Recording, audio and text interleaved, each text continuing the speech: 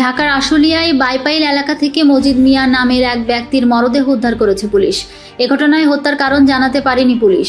সোমবার 29 এপ্রিল সকাল 8টার দিকে বাইপাইল ব্রিজের পাশ থেকে ভাসমান অবস্থায় তার মরদেহ উদ্ধার করা হয়।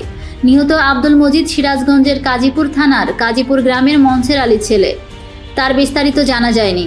পুলিশ জানায়, সকালে ওই এলাকায় নিহতের মরদেহ পানিতে ভাসতে দেখে থানায় খবর দেয় স্থানীয়রা। খবর পেয়ে ঘটনাস্থল থেকে নিহতের মরদেহ উদ্ধার করা হয়। প্রাথমিক সুরতহাল শেষে ময়নাতদন্তের জন্য মরদেহ রাজধানীর সোহরাওয়ার্দী হাসপাতালে পাঠানোর প্রক্রিয়া চলছে। আশুলিয়া থানার পরিদর্শক ওসি তদন্ত বলেন, স্থানীয়দের খবরের ভিত্তিতে নিহতের মরদেহ ভাসমান অবস্থায় উদ্ধার করা হয়েছে। বিষয়টা নিয়ে কাজ করছে পুলিশ। বিস্তারিত পরে জানানো হবে।